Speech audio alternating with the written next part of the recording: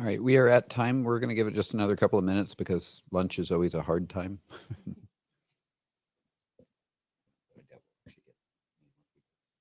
No, no one's doing that with sort of our regulars, David and Dennis. Is Anthony here? No. That's good.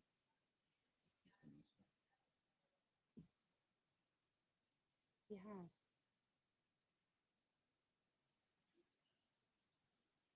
I've got a funny feeling I'm seeing him in person at the end of November. He was at the last one in Canada. Unfortunately, I'd love to have come to Canada. That was beautiful. Son and I actually drove north of the coast into the mountains. No, I was there. It was in Banff in February. Oh, see, I've never been to Banff. That's a must do for me. He said it was absolutely incredible. Of course, I wasn't invited. Anyway. All right, should we start? Yeah, I don't think we need to get any more. Hi. For those of you that haven't been before, welcome. Can you all hear me? Nod? Yep, fantastic. So welcome to SATP Secure Asset Transfer Protocol. Myself and Wes will take you through the session. Thank you. Just a quick note before we start, the session is being recorded. Make sure everyone's signed in using Meet Echo. God, that's awful. And anyone remote, make sure that you're following the usual rules. Of course, use the queue if you've got any comments or questions. Just to briefly walk you through the agenda, 5-minute introduction, shouldn't take more than that, and then 20 minutes each on the review of each of the architecture core and use cases draft. Then we have a speaker who is going to be presenting the some experiment results for their implementation, which we're looking forward to. And then an open discussion, 15 minutes of what's next for the SATP working group. Bit of a, hopefully we'll whiteboard, I say whiteboard, but discuss a few options and see where that takes us. And then 10 minutes, as always, for any other business. Some working group information for those of you that are new. You can find everything in the data tracker, so please do have a look. Note well, I'll leave that on the screen for a minute or two. Whilst that's on the screen, can I have a volunteer for note taker, please? Thank you, Wes. Voluntold. And then page 2, just a few links. Again, I'll leave that for a minute or two, or a second or two. And then again, a reminder of the code of conduct. We treat people fairly and we give everyone the chance to air their thoughts. And that is for later. So without further ado, we're nice and ahead of schedule by 2 minutes. Look at me. I would like to welcome Thomas to the stage for the first of our 20-minute recaps. Next steps.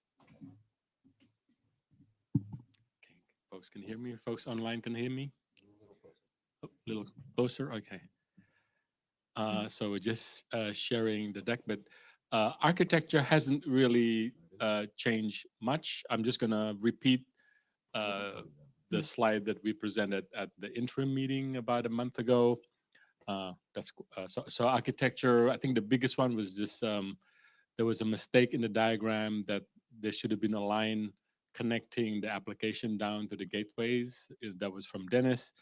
So other than that, we've received a lot of little comments from John Robotham about the sentence structure and so on, and we're just going to fix that.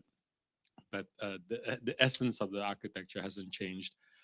So the probably more interesting one, should I go? We don't have the architecture slides. Okay. Okay, then I won't need it. So it's pretty much the same one I showed at the interim meeting.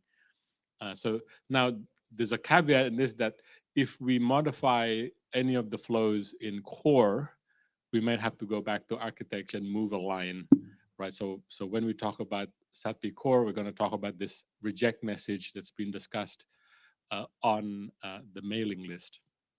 So should I go into core?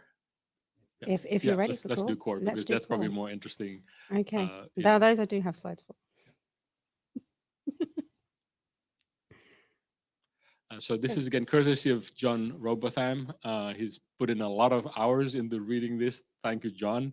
John was in fact one of the early participants, and then he went away, I think, for a year. And I blame that on this AI thing. Was it this AI craziness that's distracting people from like doing real work? So anyway, he's back, and so this is just a summary of what has been updated in Core 5. But the big question is goes as follows. So in 2 versions ago, when the client and the server, sending gateway, receiving gateway, were negotiating. So all negotiations of asset identifiers, actor identifiers, legal status of asset, that all occurs on stage 0. So it's outside our scope. And so the idea in stage 1 was that the sender gateway would essentially reconfirm, like, here's the parameters that we have agreed in stage 0, and I'm gonna just send it to you again because you're gonna sign a receipt saying, yes, this is what we agreed on. Right now, if the sender gateway was a bit dishonest, he could swap one of the parameters, and so the receiving gateway would say, well, hang on a second, that's not what we agreed upon in stage 0. I'm rejecting it. So 2 versions ago, we supported the idea that you could just do this multi-round thing, and then I think who's the guy from UK, Anthony? I can't remember his name. Anthony Callaghan. Yeah, he's kind of said it doesn't make sense, and he's right. It doesn't make sense about doing these loops because one guy is dishonest. So he suggested, why don't we just simplify it and say that if the receiving gateway is dissatisfied with any of the parameters in the proposal message, he's just going to do reject and end message. Now, great, simplifies the whole thing. Now, John Robotham was asking, well, if we're going to have a reject message for that particular flow on the beginning of the entire flow, could we use a reject message for other parts of the flows? And so this raises the question, could we have a general purpose reject message that would apply to the meaning is that it would apply to the message that has just been received by the receiving gateway. So receiving gateway receives message whatever 3.1, and says, okay, I'm unhappy, I want to reject. Here's the reject. Pretty straightforward IETF stuff. Now life is never that simple. So as Rama correctly pointed out on the mailing list today, he's saying, well, hang on a second, what do we do when there's a reject? What actions do the gateways perform? And so we suggested, well, could we just say, well, 2 types of reject, we could do more. One is, okay, please resend. So the rejection is not a rejection because there's some syntax error. It's more like, hey, could you resend this because I'm not happy? So in other words, it gives another chance. Maybe there's some logic error. And if the receiving gateway is still unsatisfied, he can say reject and abort. Right, so that's kind of the 2 options. And in doing so, the thing I like about the reject message is that it's the conveyor of the error codes, because we have a whole list of errors in the end of the document, and we haven't really indicated how these error messages, error codes are supposed to be used. So this would be one way of using that. So this is an ongoing discussion, and if we decide down this path, it just means that in the architecture we have to move under the lines or change one of the lines, the arrows, and say, okay, reject. Right. So this is kind of on the table right now. Context ID and session ID. I think we all agree it's going to be in all messages. For those who don't understand this, the context ID is an application context. Sorry, one more. Let's pause. Yeah. And since I put my own hand up, I'll call on myself. So that all sounds good. And, in particular, code authors that can reuse code to handle the same type of message is always a good thing. So a common reject message makes a lot of sense. Is there any other places that it might be used at this point, or? not so much. There's this sensitive points in the flow, as Rama was correctly pointed out. If you do a reject in 3.8, it's gonna give so much hassle to the sender, because you could be misbehaving and say, oh, he's just done a lock. I'm just gonna make him burn CPU, so I'm gonna reject. But that's Well, and that was going to be my next question: is this a generic error message, not necessarily a reject, but um, I think we want to do both. We need a conveyance mechanism for an error message at the SATP layer, and so this general purpose thing could be error, versus it's not an error. It's just I've changed my mind. right? So Okay, there's and two then things, different. my only other comment would be if for generic error messages and things like that, it is helpful to leave a placeholder for extra information. That's right. Be it okay. The So reason. So we have a reason code. It's right now it's this codes and a sentence. And one of the advantages of this general message, reject messages, we can add error messages, and vendors can add vendor specific error messages down the road. okay, thank you, Dennis. Yes, hello everyone. I posted that on the mailing list, but I would like also to repeat that here, if you think relevant. I believe if we stick to the approach of multi-phase commit protocols, errors or disconnections are very normal reasons to roll back. So I tend to think that the reject discussion is something that could be some like a vendor-specific optimizations that are very good because we can optimize processing, but they may not necessarily be part of the core, because I mean multi-phase commit protocols are designed to fail basically. So the fact that you decide to unilaterally roll back or not send any messages should be part of the normal processing of the protocol. We should not expect to have reject messages to process for the next step. We should build the protocol in a way that it is resilient if no messages are received on one or the other side. And there is something that is very important also to notice to me is that 3.5 is the message that can kill the whole thing, because if 3.5 is never received, we don't know what to do. So this should be explicitly mentioned somewhere, maybe in the architecture, that as any multi-phase commit protocol, there's a slight chance that things might go wrong that cannot be healed by the protocol itself. It should be some external, person, eventually administrator or whatever, that decides what happens if 3.5 is never received. I think this is the only place where we cannot even send the reject message or anything. It's if the 3.5 doesn't arrive, Yeah. then we don't know what to do. So, Right. so Dennis, is it correct to say so? 3.5 is this? It's inherent in the design of two-phase commit and three-phase commit, right? This is Absolutely. It's not, in fact, it's not an SATP problem. It's the No, problem. it's all multi-phase All commit databases. protocols have that specific thing that if this one is never received, we don't know what to do. Yeah. So I think that all the rejection, it's very good for optimizing processing, but it should not be mandatory for the protocol. Yeah, so if I can rephrase that, I think your point is 100% valid, which is that you have to know that if the connection closes or you just don't get an answer and it's still hung open because the other side just pulled the plug physically, right? Mhm. You need to be able to deal with that in a timeout situation. The reject/error message can be helpful to add additional context if you do get it for this is, why I'm closing it on my side, but you can't expect it. Yeah. Absolutely. Yes, Okay. that's it. Thank you, Dennis. I think the how gateways handle this is like out of scope, out of scope for our working group, right? But you're right. If we allow, my idea is if you allow vendors to add more information, we have a general purpose conveyor. It really helps solve some of these problems. Absolutely.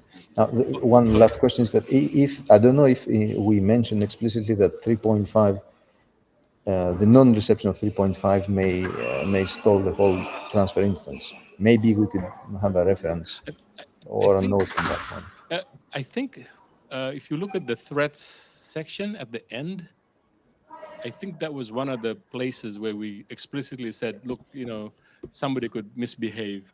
I think it's at the end of it. Okay, I'll check we and can follow eventually up. post. Yeah. No, Okay, if it's not there, we can add a sentence, because I think implementers need to be cognizant of this sensitive points in the flow. But no, that good idea, Dennis. thank you. Next slide. What's the next slide? Oh, you haven't done the context ID on that one, right? Oh, Remember you did? yeah, I mentioned context ID and Okay. session ID is now mandatory on all the messages. Yep. And the FYI, core, we just core is only core 5 is talking about API 2. For those who knew, API 2 is the API between the gateway and the gateway. Any other API is right now out of scope. Okay, next slide, please. So this is kind of the general sort of outline. We can, of course, modify this and change it. But basically, you need to introduce a new message type that says reject this dash message. You need to include the session ID, because two gateways might have multiple sessions open with the same other gateway, two separate transfers.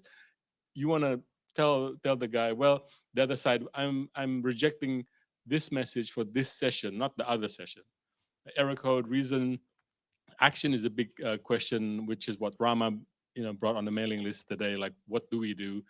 Are there any options to do this? Is it, could you resend? Could you just end the whole thing, abort? Yeah. And then next, that's all. Thank you. Any questions in the room or online? No. Then Rama, if you're Yeah, we're Yeah, good. So I think we yeah. just want to repeat. We want to do working group last call for architecture, definitely. And Yeah. okay, we're gonna do, and after So- we fix core, we're gonna. We'll talk about that at the end. Yeah. I'm There's good? yep, you're good. No worries. Rama, I'm just going to bring up your slides. Sure. Take it away. Yep. You can go to the next slide, please. So this is just a flash of something that we specify in one section in the architecture draft. I just bring it up here just to set the context for the use cases. So there we've tried to present a taxonomy of the different things we need to do when two different networks are managing an asset. And emblematic of those things that the networks need to do are a transfer of asset, moving an asset from one network to another, or an atomic exchange between the two, or a query for data. Data is just a generic term for any state or information about an asset that is present in one network, but the other network needs to know in order to drive its workflow. Moving to the next slide, please. Is it worth pointing out at this stage that at the moment the SATP is focusing on the top line only, the asset transfer? Yes. Yep. So current STP is focused. Yeah. Thanks. For now. Okay. So just in case people haven't read the use cases draft, or maybe they've read it and it's not really clear, there's just a quick summary of what the purpose was of this draft and what its scope is. So we're trying to showcase real scenarios and challenges that we've seen people encounter in the industry. By industry, you usually mean the financial, trade, logistics industry, which has been where there's been a lot of interest in distributed ledger technology over the past decade, and companies and governments have been engaged in digitization of assets, digitization of their workflow, and simultaneously trying to ensure that operations are as decentralized as possible. And therefore, the use of distributed ledger technology, in many cases blockchain technology, has been in vogue, and people have tried to experiment with them. That has naturally raised other challenges, and some of which we're trying to tackle through SATP and also maybe future versions of SATP. So these what we've seen in the industry are that is that people have been experimenting in a rather ad hoc manner with interoperation protocols, trying to manage assets across networks. Some of them can be done in ways just to fulfill a particular purpose without examining carefully whether all the safety and security properties have been met. So this really begs the need for some standardized mechanisms, like SATP, which you're proposing, SATP core specifically, which can ensure that the assets, when they are moved or managed across networks, are safe, they maintain the integrity, and the operational security of the any kind of cross-network workflow is maintained.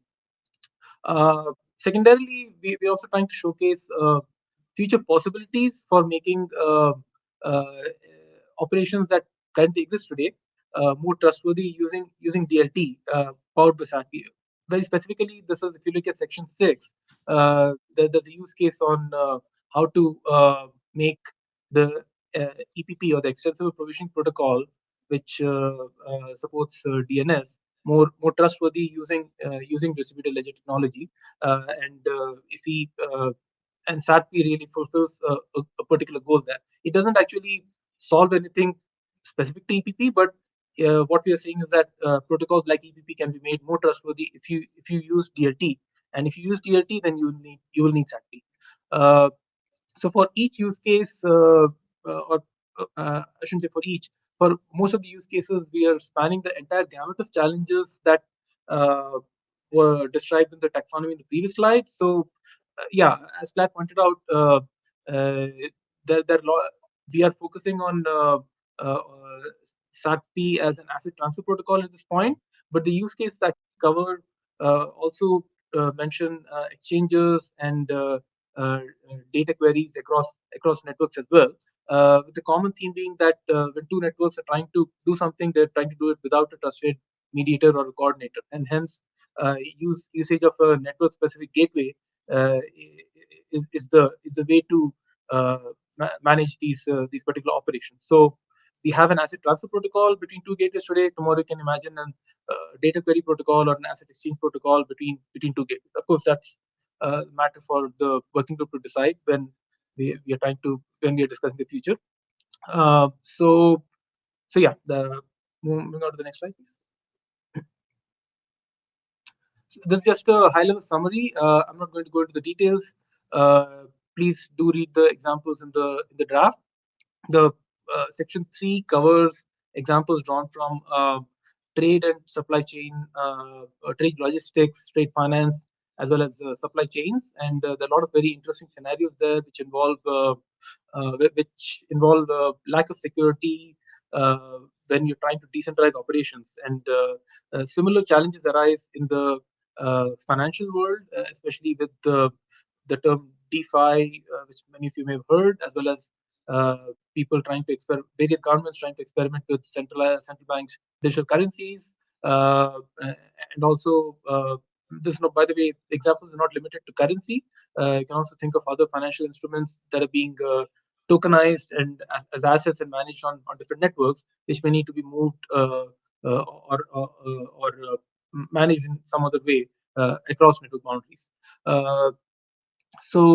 This section 5 talks about decentralized commerce, which is distinct from the decentralized finance in the sense that we're just talking about different assets that can be maintained on networks in the form of non-fungible tokens. You can think of content providers managing content on different networks, and there are some use cases that we can think of which require SATP for safety and security.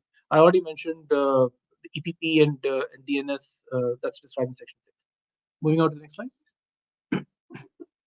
So yeah, this is just want to we can discuss it later as well, but just want to bring this. Wanted to pose these questions. One, would anybody like to offer other use cases that are substantially different from the ones that we currently have, with O4 being the latest iteration? Oh, by the way, I should mention that the last time in the last IETF we had O3, but there's not much of an update in O4. It's just we've added a paragraph with a couple of supporting references. That's basically it. So that's why I did not have a separate update slide. If we don't have any, if nobody has any substantial use cases to offer, yeah, let me just mention. I think on the mailing list we had Bill offering to think about or propose a use case. I think he's on the call here. If he has any thoughts on that, maybe he can volunteer. And we also had Anthony Culligan who offered in the last interim meeting to write some use cases. So yeah, happy discuss with them as and when they are ready for it. So Ramos, after we do, yeah, sorry, we've got both Bill and Peter with yeah, their hands up. So Let me speak real quick first. yeah, Yeah, one quick point as a chair is we don't need to document every possible way that something is going to be used. We really need to document examples of different ways that it can be used, because otherwise the document becomes endless. So when we're concentrating on things, if we want this document to get published along with the other two, which I'd recommend as a goal. In fact, I was talking with Ori. He would love to see us push all three documents at once. We really need to only be adding things that really exemplify a brand new kind of case. Otherwise, we'll spin on them for quite a while. So if we want to get to the next item. So with that, I'm sorry for the interjection, but who's up? Bill? thanks for those words of wisdom. Yeah.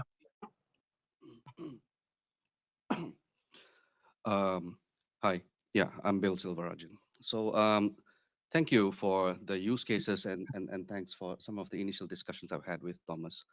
I'll just like to first point out for the second bullet point first. So I'll volunteer to review the draft and necessary proposed modifications. What interested me in this specific work is whether SATP can provide um, a means for a singular problem that we have witnessed in our research, in which we needed to have some sort of tokenized digital representations of supply chains. But in this case, supply chains would refer to manufacturing supply chains, for example, futuristic electric mobile machines and the associated ecosystems, which go through a substantial change each time parts and components are moved between suppliers, and then they actually include a lot of hardware and software integrators and third-party ecosystems. So there needs to be a clear auditing trail necessary, and as well as accountability and traceability in what's been changing. And what makes this problem a little bit more substantial are the upcoming regulations in the European Union for the machinery regulations, as well as Cyber Resilience Act. So I thought that perhaps SATP, in which we can look at the asset transfer itself, whether there's any appetite in the working group for looking at digital representations of physical assets. Thank you. Yeah, I think that's the digital representation of assets is a slightly orthogonal problem to the SATP core protocol as we are currently we have it. There's, by the way, a draft on asset representation. I think it was Thomas. It was shipping who was leading that. I think you are a co-author on that. Was it Dennis? Dennis. Yeah. Thomas, you can respond if you want, but you've got to go to the microphone. Thank you. So just a recap. I think correct me, Bill. So you're talking about two organizations and the handing over goods legally, but they want to represent it as tokens, so the goods get shipped physically. The quick answer is yes, we could do that.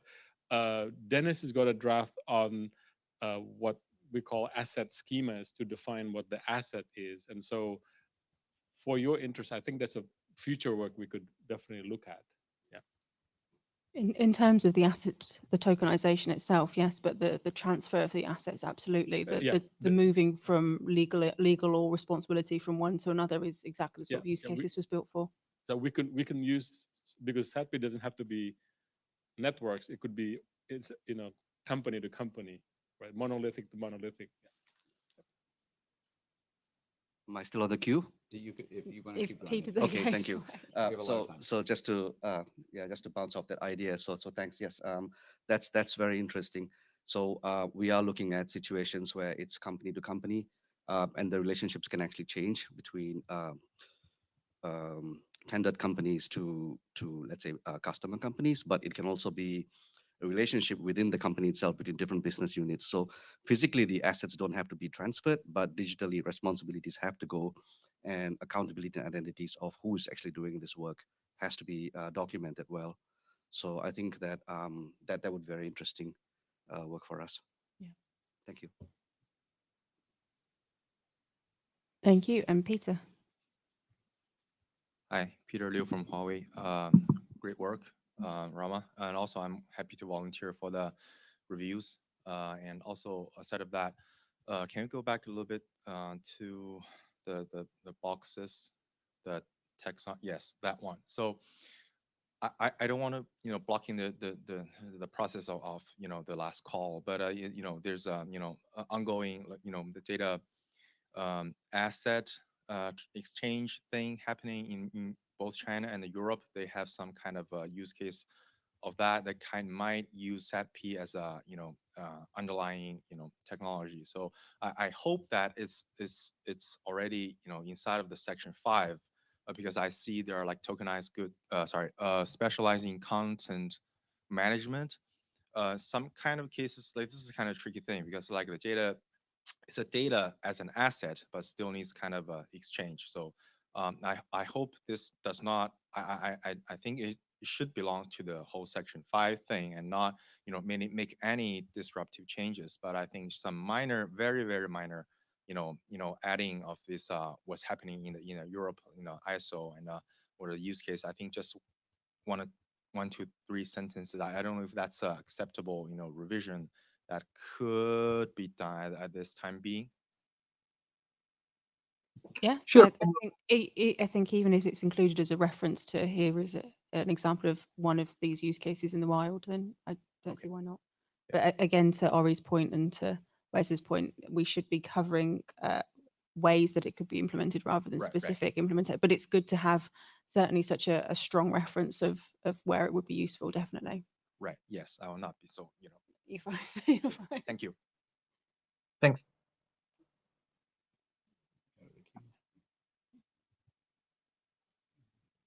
Yeah, I think we're basically done here. I think there's maybe with Peter's and Bill's use cases as well as the reviews. I think we should probably wait for that, and then once it's done and we're happy with the draft, we can ask you the chairs for last word. Thank you, Rama. Was there anything more on this slide that you wanted to go through? No, that's it. And no other questions. Okay, I think that actually takes us nicely into the next segment. If I can invite our guest. We have a case study being presented from the South. Well, I'll let you introduce yourself. Can I come up? Yep, I'm just bringing your slides up. So CBDC pilot project. I don't want to steal any thunder, so take it away. Yeah. Hi, hi everyone. My name is Hyojin Song. Is a new participant of this IETF meeting, and I'm a PhD student in Seoul National University, and also working for LG Electronics, where I have been in charge of the WC spec editors, CSS, and I'm also interested in DID and VC as well these days. So today I'm gonna introduce some SATP kind of experiment as a scope of the Korean Central Bank project. So cbdctracker.org, when you open the link, then you can see the overall status of the CBDC in the world, and the latest update of the web page shows the Korean's one, which describes the digital token are published in the real market as a pilot project. So yeah, recently South Korea has actively worked for the CBDC project, and SATP, I have first heard about the SATP, and SATP is one of the experimental targets. So I would introduce some points of this slide. So I have partly participated the cross-border payment as one of the CBDC pilot projects. So the basic requirement is like this. So virtual environment of cross-border payment includes two types of currency networks. So the first one is about Bank of Korea, which provides some modified hyperlecture based lecture. And the second one is Federal Reserve Bank of Boston, which provides some open CBDC based lecture, which has been researched from MIT and other organizations for 2 or 3 years.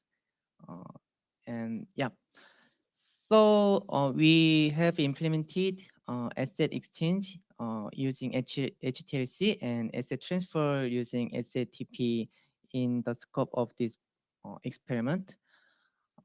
Honestly, the implementation itself is quite straightforward. So there seems no any big discussion point or question in this slide, but I'm just wanting to say some personal feeling and some thought during this work. As the next step of this project would be the analysis of other bridge solutions, and also Agora project has been launched at the early or middle of this year. So many countries try to prove or verify the underlying technology for the CBDC in terms of the cross-border payments. Yeah, next slide. So this is about the SATP experiment status.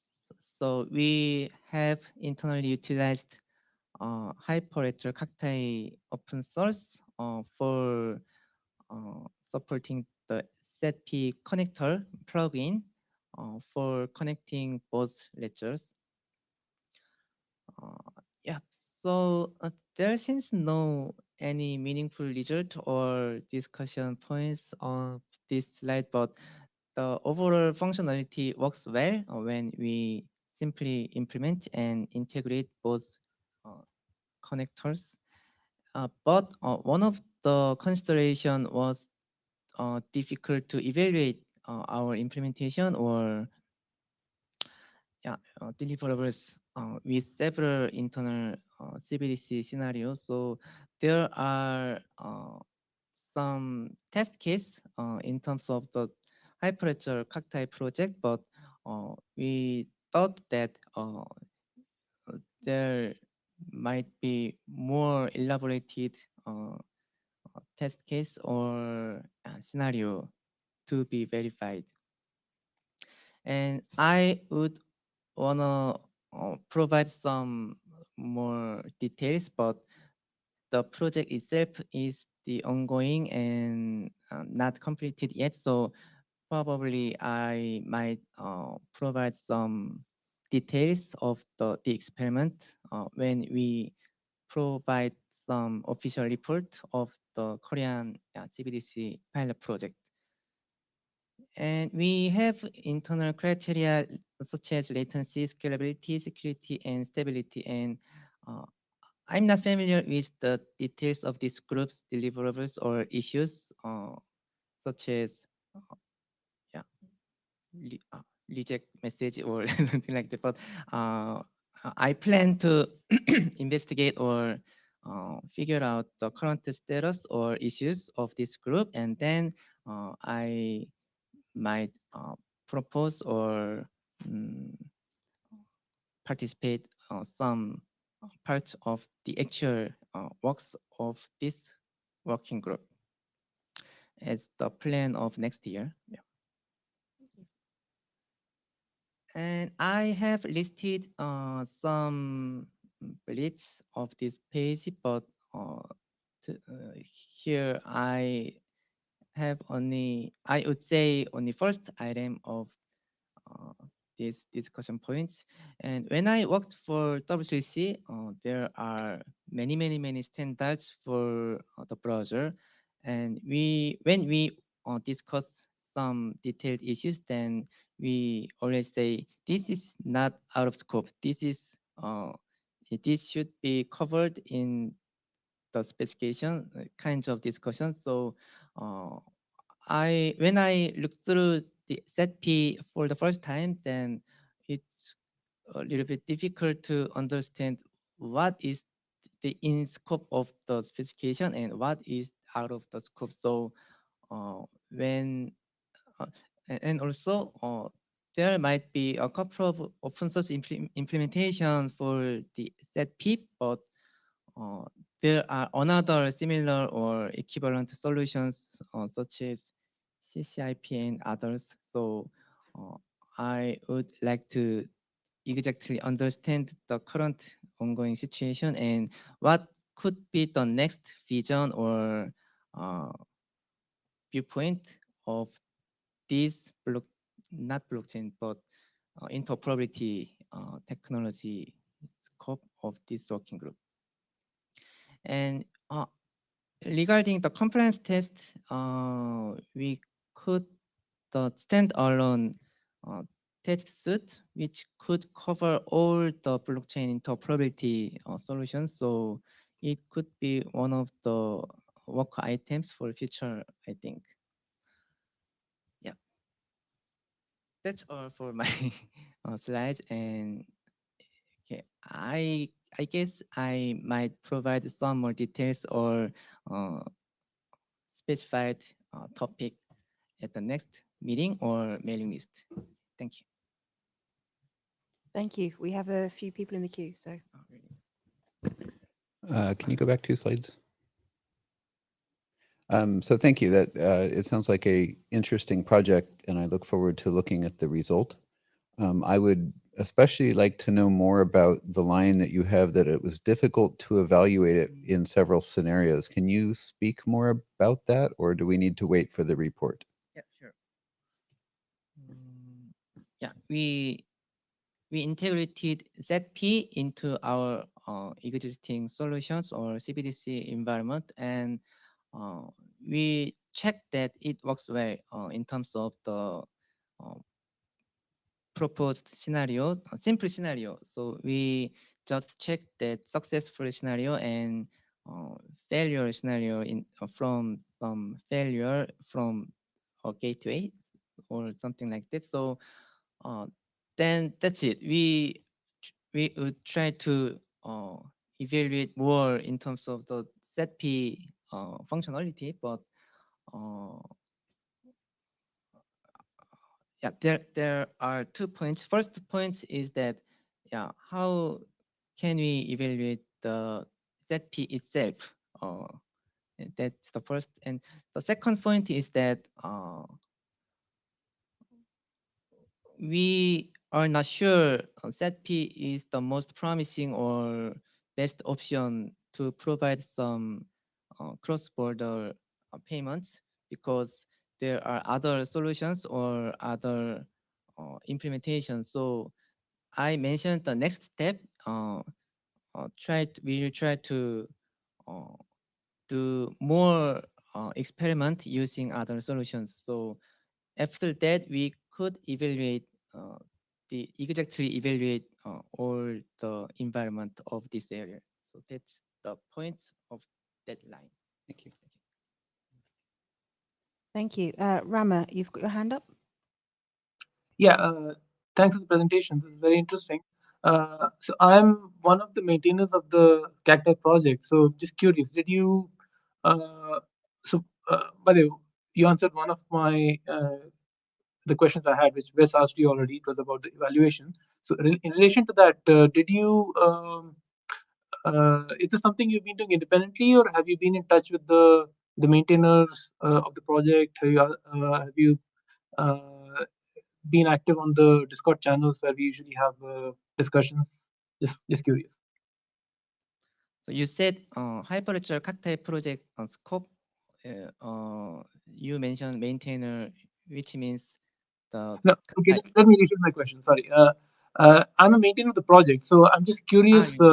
How? Yeah. Have you been working on this independently, or have you been in touch with the people who are maintaining the project? Like, we have an official Discord channel where we, if anybody wants to work with any of the Cacti plugins, they usually have some discussions on the channel with the maintainers, and you can get some help and some more like you can get some specific tips on how to use the modules. So just wondering, Right. did you have that, or if not, then I would just encourage you to go on to onto the chat, and I'll be there, and we can have a discussion, and you may have some people may offer some tips on the evaluation as well. So that was my major point. Yeah, okay, thank you.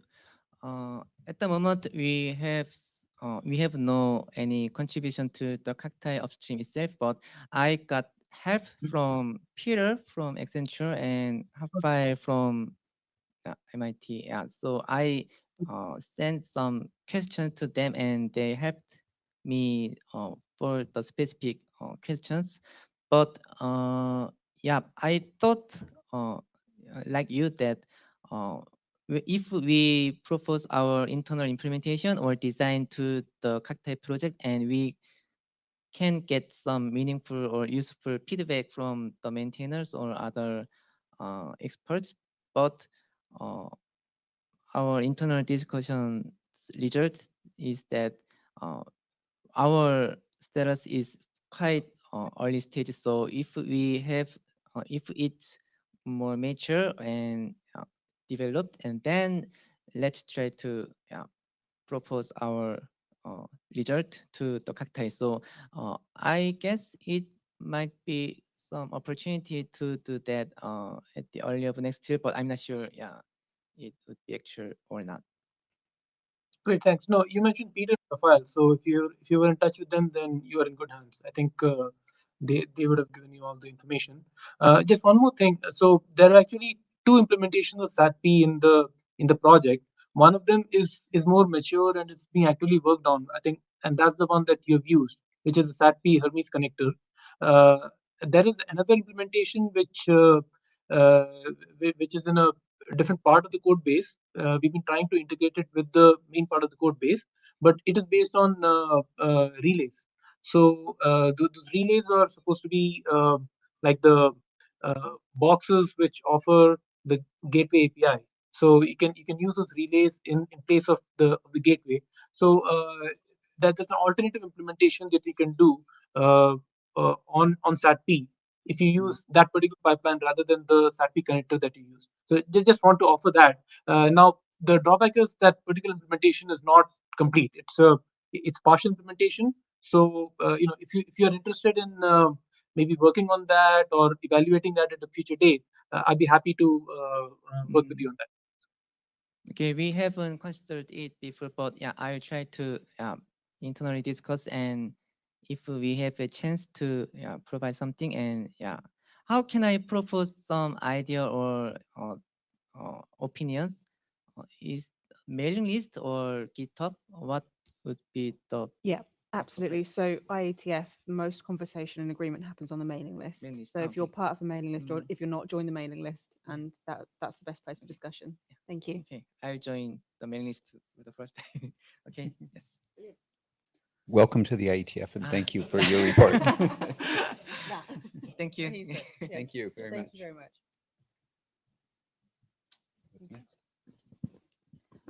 Okay, so in the spirit of discussion, next on the agenda is what's next for SATP.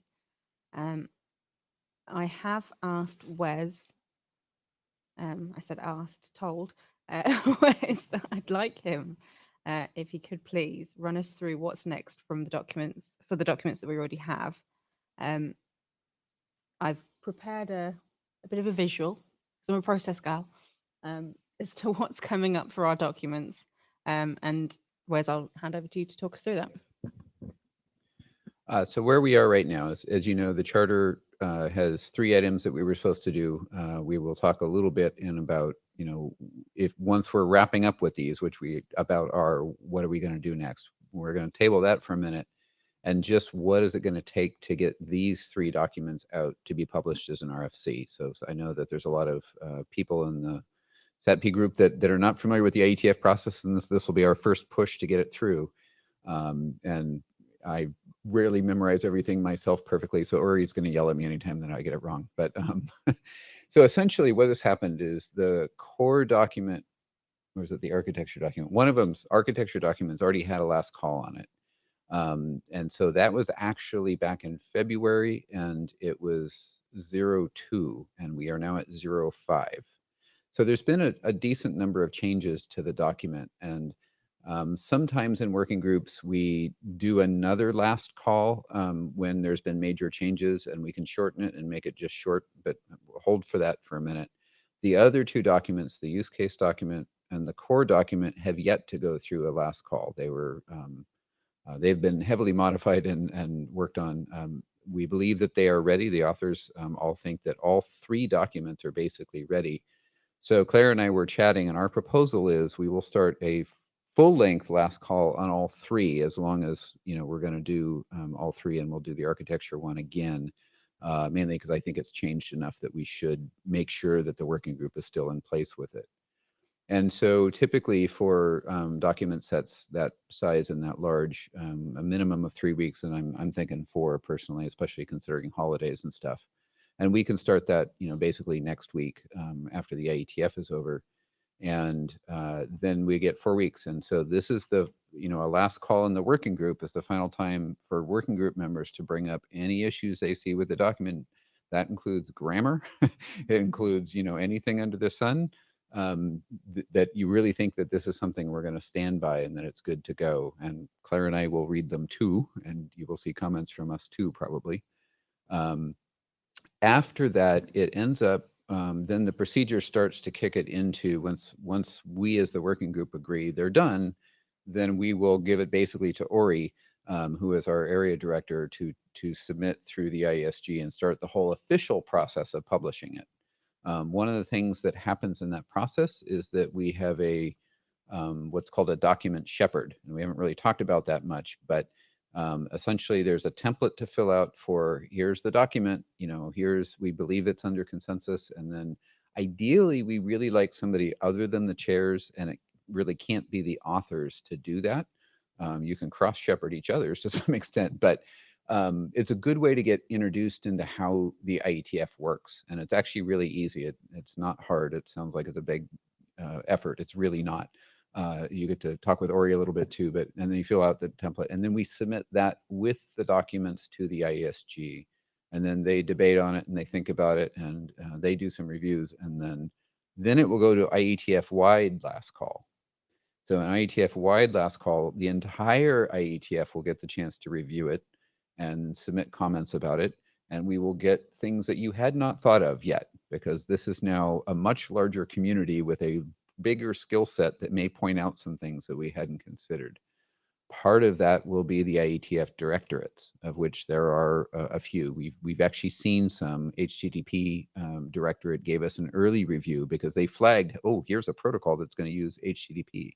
I think I asked for a security review. I may be mixing up two working groups in my head, sorry, but and so they will actually do, again, if a directorate has already reviewed it, they might just do a quick pass to make sure that we handled all of their issues.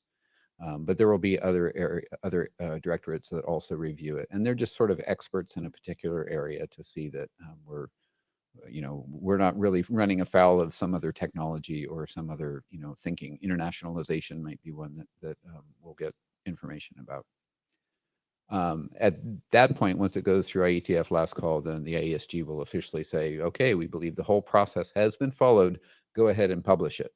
And then it'll go to the RFC editor's desk, and they take a little bit. 3 weeks, I think, is sort of the running average at the moment. There's been times in the past it was months, so it's actually quite fast now, and it's 3 weeks to actually get an RFC number assigned to it. They go and make an editorial pass. They're editors. They will do a far better job than us.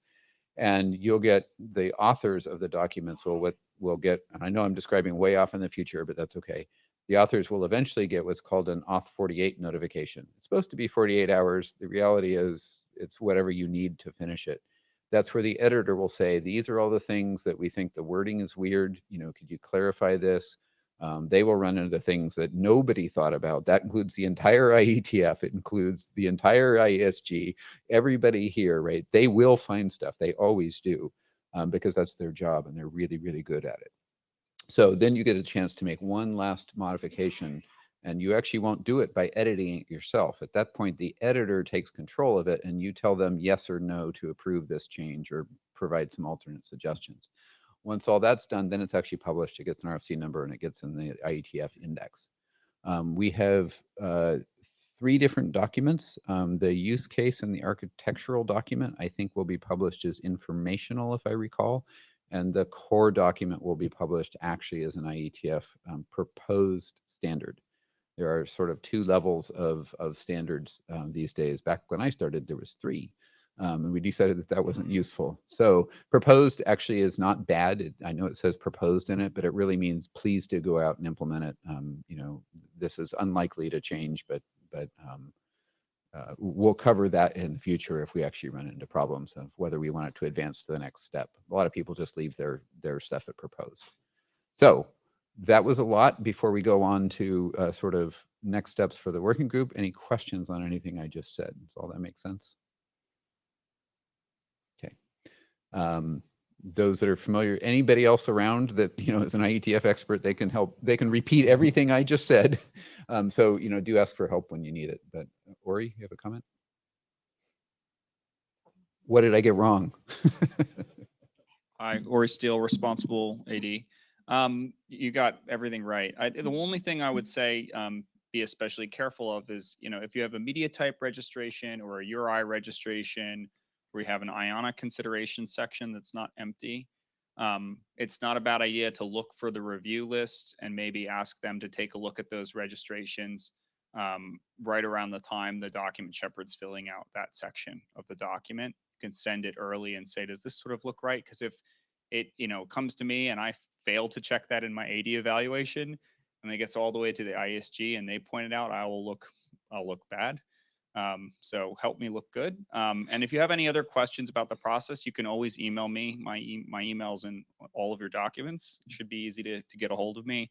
Happy to answer any process questions you have about any of this. And I really look forward to reading your documents during AD evaluation, which comes right after you finish your working group last call and hit the pub rec button. You know, I will say that nothing to you personally, you can sit down. You guys have done a great job, right? You know, this is, you know, following a brand new process with a brand new set of authors and a brand new set of people. The IETF is not exactly the easiest thing to wander through. And I think we are publishing documents like 2 years after starting. That's near record setting in the IETF. That's actually quite good. So you guys are doing great. So, all right, with that, we are, I get to give it back. Yeah, you can give it back. So this is a topic of conversation, and it's very much a first open door conversation. So not holding anyone to anything, not promising anything. But there's been a start, or there's been a talk of what comes next, sort of throughout this charter. Given that we are progressing quite well, we wanted to open the floor and open the doors to actually start to table some of those options and opinions and start to really look at what might come next. Rama has prepared some slides, so I'll bring those up as well. And Dennis, I'll pass you the mic whilst I bring those slides up, and we can use those maybe as a talking point.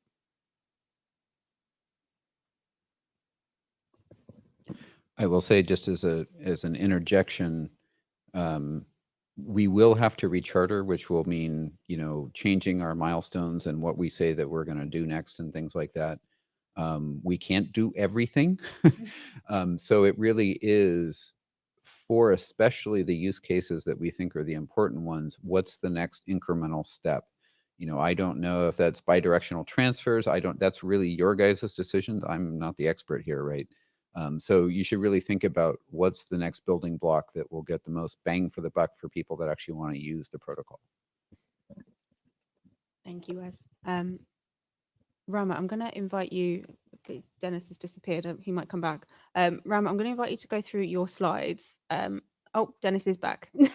Okay, Dennis, I'll let you have. I leave Rama, the floor to Rama, and then I can. Okay, Rama. Sorry for the confusion. If you could talk us through your proposals, and then we can use that as a starting point. And to Wes's comment, we can't commit to anything or everything or any at all. But let's start to have a conversation about what the wish list might be. Sure, thanks. I don't want to go through this in detail because this is almost the same presentation I made in 117 San Francisco last year.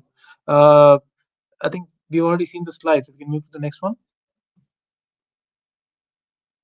So the point of having that slide was just to show that there are multiple uh, forms of asset management one would need to do between two networks or really between any two systems that are managing assets.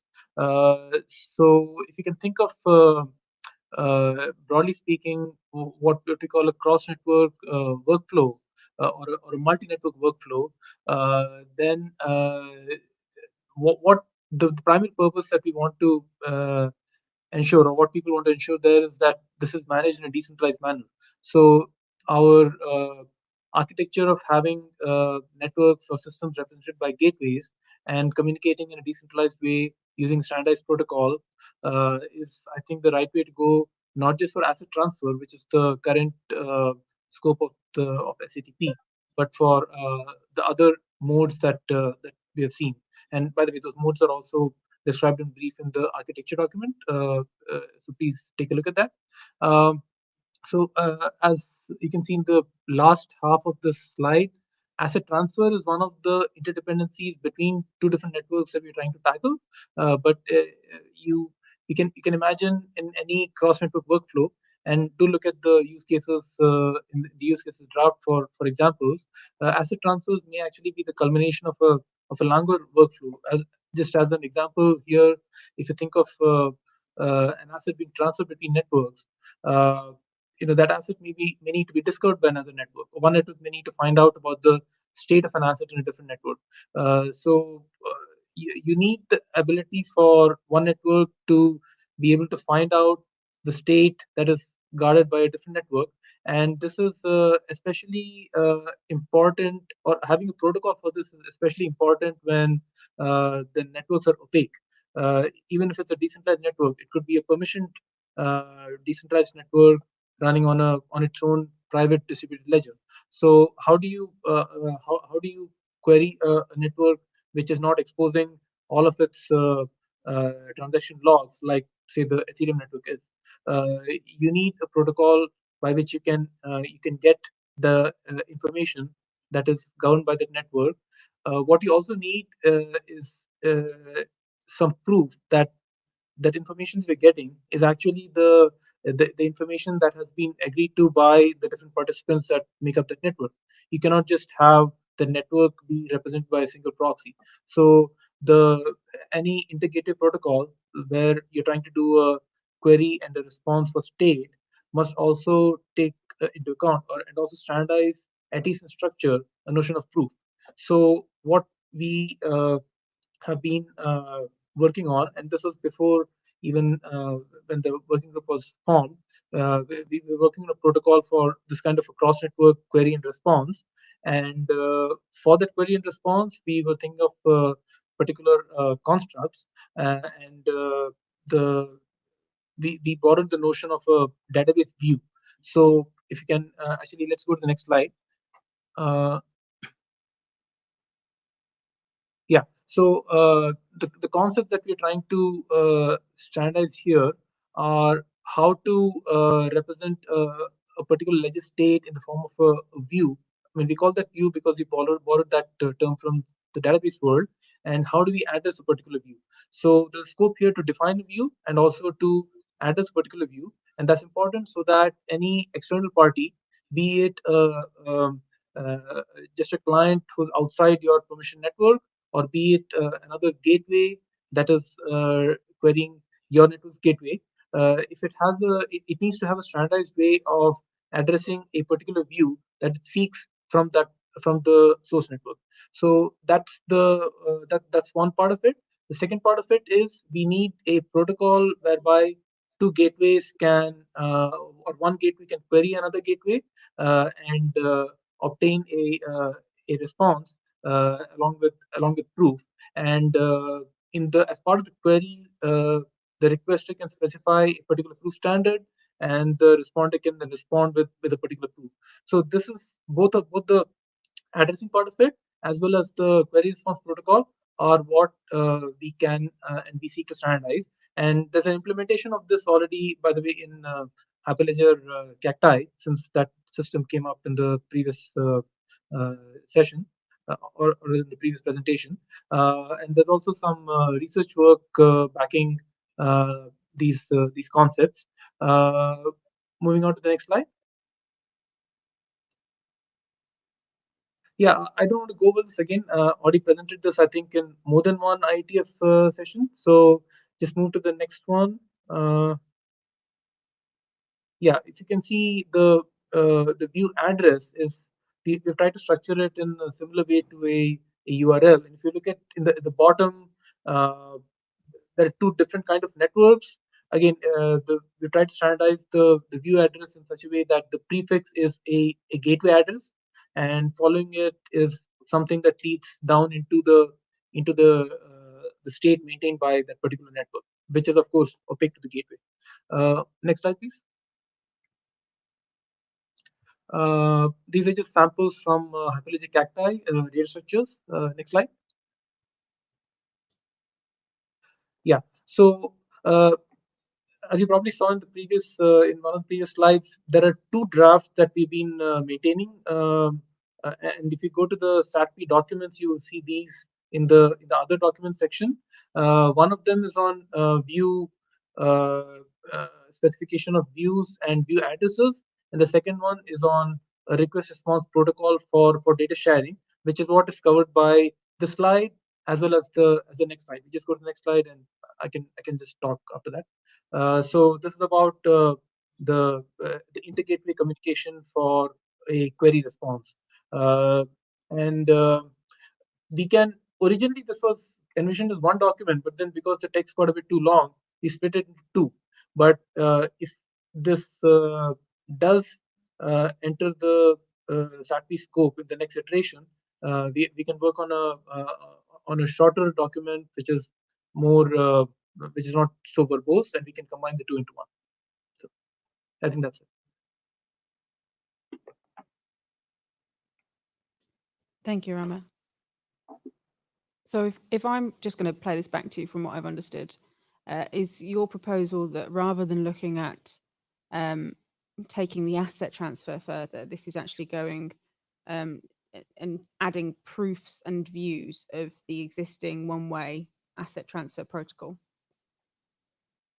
Yeah, this is a separate protocol from the asset transfer. Yeah, it can in various scenarios. If you are running cross-network workflow, you can imagine both this protocol as well as SATP core as it currently is, both playing a part. But yeah, this is separate from that. Thank you. Thomas, can I give you your hands up first? Yeah. You win. Sorry. I have a little counter, it tells me. Sorry, Dennis. Just a quick question. So Rama, it looks like two documents, right? So there's the view address definition that we want to standardize, so it works across different systems, including Corda in your example and others. And this is another document possibly that does the request response flow itself. Yeah, currently there are two separate documents for each of these. Yes. Not you don't have to answer it now, but in the views definition, there's a network -ID. Is that network ID the stuff that Wagia was working on? The definition of a complete network address? I would really love to bring that in. As of right now, Okay. it does not reflect the document. Okay. Yeah, but we should bring that in. Okay, good, thanks. Thanks, Thomas. Dennis, I'll pass you the mic.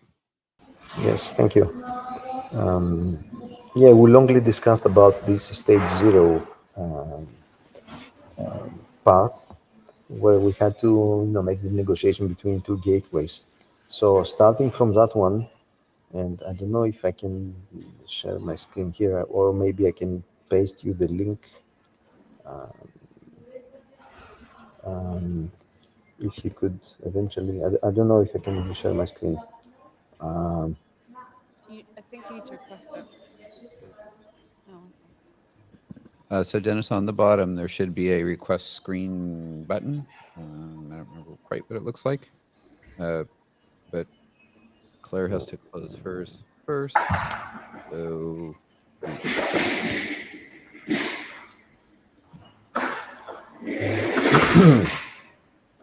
There you go. So now try to see if you can request screen sharing. Yeah. Yep, Okay. there you go. Yes, yes, perfect. Okay, thank you. So on the various drafts that we have, there are three here that we started, and I would like to start with this one, the stage 0.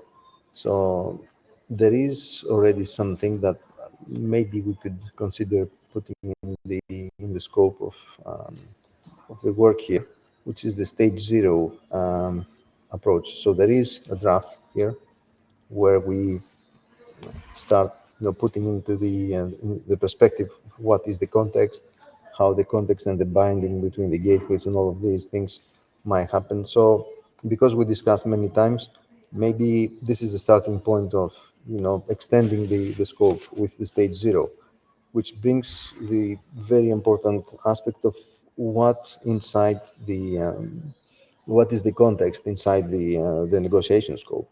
And inevitably, this brings the notion of the asset. So that's why the definition of the asset, the way that the assets are registered, so the API 3 discussion that we had in the architecture uh, comes also in the profile. So there are things related to how we define assets and what is the profile of the asset. So that's one aspect of it. And you can see some of the things that are discussed here about what could be the definition of the asset and some examples. And the other thing is, like the core and the architecture, is the asset and the architecture. So when we discuss about API 3, on how this API 3 could be implemented, and we're bringing this notion of registry into the picture. So this is, I propose something that could enter into the scope of the of SATP. So we could have the network and then the registry that can capture the tokenized assets, which are the assets that are going to be part of the context of a transfer. So,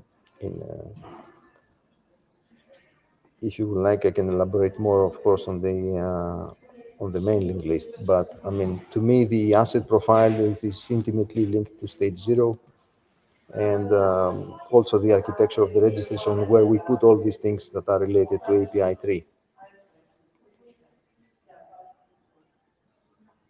Okay, thank you. Rama, I'll give you the mic. Yeah, very quickly.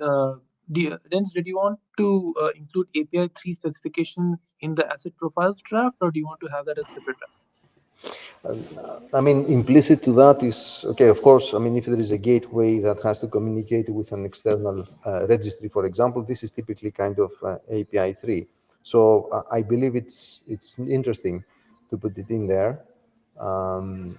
But there are two orthogonal aspects. One is, how do I communicate with a registry where I can find definitions of the assets? And the other is, what is the structure of the asset? I mean, what is the definition of the asset? So these two things, I believe, should be part of the scope potentially, because we cannot work, the one without the other. Sure, yeah.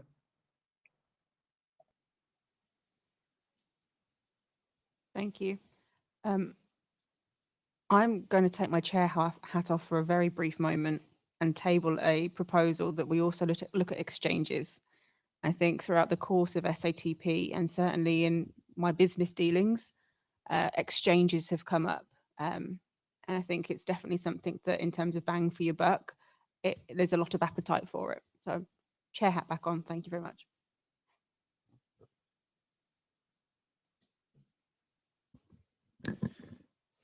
So we're out of hands, right?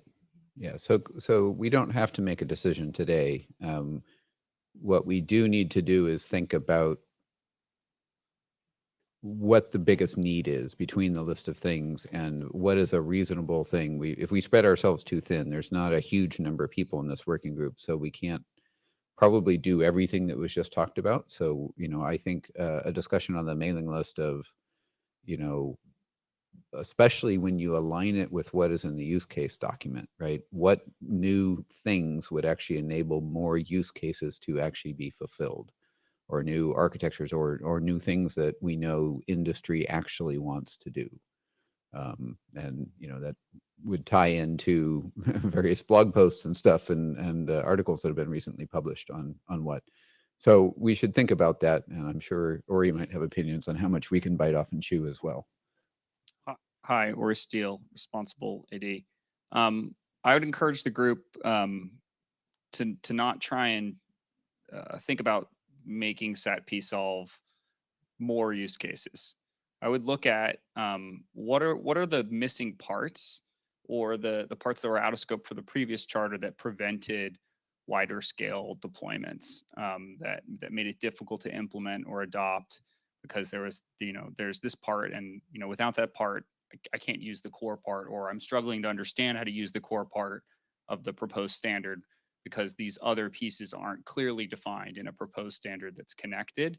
And I would look at ideally one use case to drive the deployment of the new proposed standard under the new charter.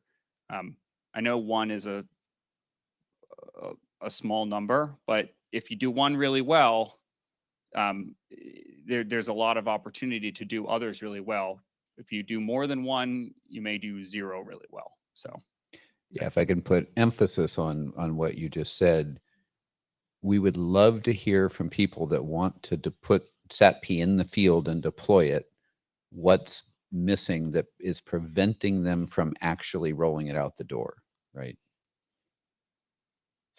Operators first. We try and say that in the IETF all the time, and we fail so much and just want to create cool protocols, but myself included.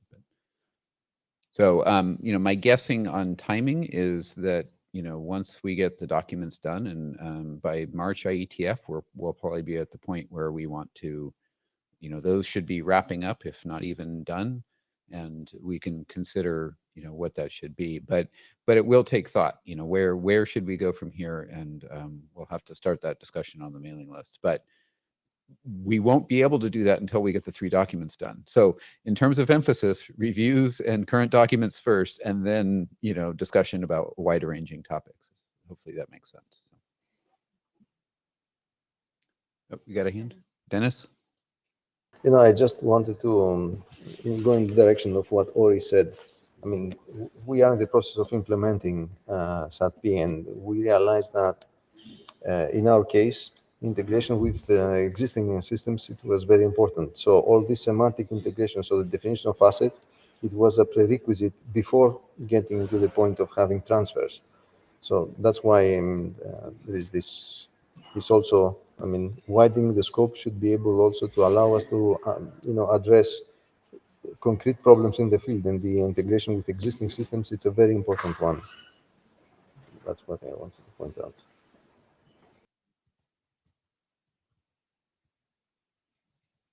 Thank you. Which actually brings us full circle around to the last 10 to 12 minutes for any other business.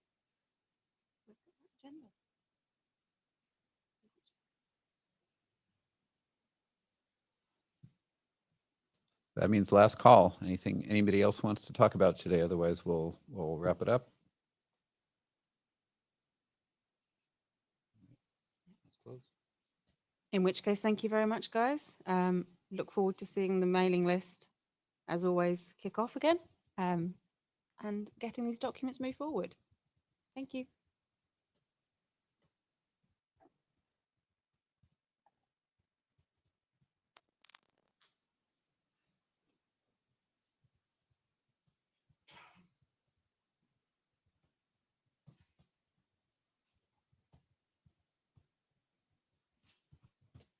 Good key of minute taking is you just publish it without rereading it. Because it'll just mean more work if you have to read it. Yeah. I guess you'll find stuff wrong. We always have internally, we have a saying, the person that's responsible for reviewing is the person that's responsible